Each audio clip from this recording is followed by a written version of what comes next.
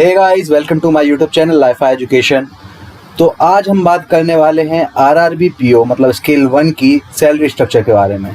आप में से बहुत सारे लोगों की ये ड्रीम जॉब होती है, वो चाहते हैं कि वो ग्रामीण बैंक में एज ए ऑफिसर ज्वाइन करें। तो लोगों के दिमाग में एक बात चलती है कि इसमें हम अगर ज्वाइन करेंगे तो हमें सैलरी कितनी मिलेगी, अलाउंसेस क्या क्या होंगे और साथ ही साथ इसमें हमारी ग्रोथ क्या होगी। तो इस वीडियो में मैं ये सारे पॉइंट्स कवर करूँगा। आपको 11th बाइपर्टाइट सेटलमेंट के बाद जो न्यू ज्वाइनी की सैलरी स्ट्रक्चर है वो इसमें मैं बताऊंगा, और साथ ही साथ जो अलाउंसेस आपको मिलते हैं इस जॉब में उसके बारे में सारी इन्फॉर्मेशन इस वीडियो में प्रोवाइड करूंगा। तो वीडियो में देरी ना करते हुए वीडियो हम शुरू करते हैं। तो देखिए, सबसे पहले हम बात करें अगर इसकी सैलरी स्ट्रक्चर की, तो 11th बाइपर्टाइट से पहले सैलरी में काफ़ी ज़्यादा डिफरेंस था। मतलब अभी सैलरी में लगभग 15% का इंक्रीमेंट हुआ है 11th बाइपर्टाइट के बाद।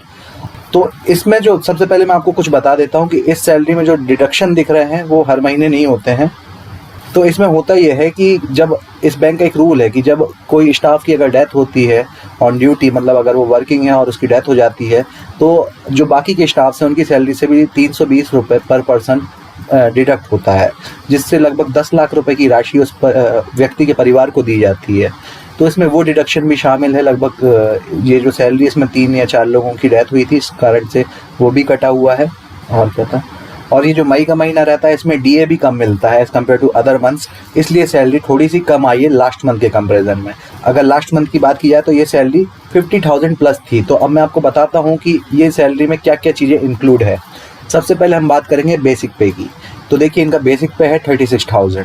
बेसिक पे जो इनको डीए मिला है वो है 9,248.40। इसके अलावा जो एचआरए मिलता है, हाउस रेंट अलाउंस, वो मिला है 2880 रुपीज़। इस पे जो सीसीए है वो मिला है 1400 रुपये, और डीए ऑन स्पेशल अलाउंस वो मिला है 1516 रुपये। और इन सब के अलावा स्पेशल अलाउंस होता है वो मिला है 5,904, और अगर इसको टोटल कर दिया जाए तो ये बनता है 56,949। तो ये इनकी ग्रॉस सैलरी बनती है, मतलब ये इतना इनकी टोटल सैलरी बनेगी इस मंथ में। डीए इस महीने थोड़ा कम था, इसलिए डीए के कारण थोड़ी सैलरी कम दिखा रही है, नहीं तो 57,000 प्लस इनकी ग्रॉस सैलरी कहलाती है। इसके अलावा अगर हम डिडक्शन की बात करें तो डिडक्शन में इनका प्रोफेशनल टैक्स होता है जो कि 208 रुपये कटता ही कटता है, हर महीने कटता है, सभी का कटता है। और इसके अलावा इनका इनकम टैक्स होता है, क्योंकि इनकम टैक्स क्या होता है, आपकी सैलरी जो भी 5 लाख से ऊपर का अमाउंट है उसमें आपका टैक्स लगेगा।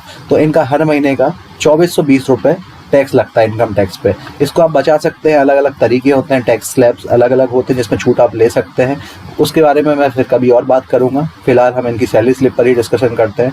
इसके अलावा जो एनपीएस स्कीम है उसके तहत इनके कटते हैं 4525 रुपये, मतलब 4525 रुपये इनके कट रहे हैं। साथ ही साथ इतना ही पैसा गवर्नमेंट इनके एनपीएस अकाउंट में मिला रही है, जो कि इनको रिटायरमेंट के बाद एज ए पेंशन मिलेगा। तो इसका कटेगा 4525 रुपये। और इसके अलावा कुछ डिडक्शन होते हैं 150 रुपये के, ये शायद यूनियन वगैरह लेके इन्होंने रखा है, उसका डिडक्शन 150 रुपये का। तो ये टोटल इनका जो डिडक्शन होता है वो होता है 7,303 रुपीज़ का। ठीक है, तो इतना आप डिडक्ट कर देंगे इस सैलरी से, तो इनकी जो नेट सैलरी बनेगी, मतलब जो इन हैंड सैलरी बनेगी, वो रहेगी 49,646.14 रुपीज़। इसके अलावा जो मैंने अभी आपको स्टाफ वगैरह का बताया है कि स्टाफ का कटता है जो पैसा 320 रुपये अगर किसी की डेथ हो जाती है तो वो इसके अलावा डिडक्शन होगा। वो हर महीने नहीं होता है, वो इस तरीके की जब दुर्घटना होती है तभी इस तरीके का डिडक्शन होता है। इसके अलावा अगर हम इसमें अलाउंसेस की बात करें तो अलाउंसेस आरआरबी इसमें इतने ज़्यादा नहीं है जितने बाकी की पब्लिक सेक्टर बैंक्स में मिलते हैं। इसमें अलाउंसेस की बात की जाए तो आपको न्यूज़पेपर का मिल जाता है, न्यूज़पेपर का आपको हर महीने का अलग अलग मिलता है। इसके अलावा अगर आप रिकवरी पे जाते हैं तो उसका अलाउंस अलग मिलता है आपको। अगर 6 घंटे से ज़्यादा का है तो आई थिंक 300 रुपये उसका मिलता है पर डे का आपको रिकवरी अलाउंस। अगर आपको डेपुटेशन में भेजा जाता है तो उसका अलग अलाउंस मिलता है। तो ये सारे अलाउंसेस इसमें अलग से मिलते हैं इस सैलरी के अलावा। तो अगर देखा जाए, अगर आप चाहते हैं कि आप एक टेंशन फ्री जॉब करना चाहते हैं तो आपके लिए जॉब बहुत ही अच्छी जॉब है, क्योंकि इस जॉब के साथ साथ आप पे इतना ज़्यादा वर्कलोड नहीं रहेगा, आप अपने फैमिली को भी टाइम दे सकते हैं। बट अगर दूसरी जॉब की बात करें, जैसे आईबीपीएस के थ्रू जो पब्लिक सेक्टर बैंक्स में आपको जॉब मिलती है, उसमें अगर सैलरी की बात करें तो ऑलमोस्ट सेम ही रहती है, अलाउंसेस थोड़े से ज़्यादा रहते हैं बट वर्कलोड काफ़ी ज़्यादा रहता है। मतलब आप टेंशन फ्री होकर बहुत ही कम घर लौट पाओगे एज़ कम्पेयर टू आरआरबीज़। तो ये एक बेनिफिट है इसका। इसके अलावा मेडिकल का भी मिलता है साल में, और जब तक आप प्रोबेशन पीरियड में, देखिए पीओ की बात करें तो पीओ 2 साल के लिए प्रोबेशन पीरियड में होते हैं, उसके बाद ऑफिसर में कन्वर्ट होते हैं वो, मतलब उनका प्रोबेशन ख़त्म होता है, परमानेंट होते हैं। और अगर हम बात करें इनका एक और जो होता है फेस्टिवल अलाउंस मिलता है इनको जब ये परमानेंट हो जाते हैं उसके बाद।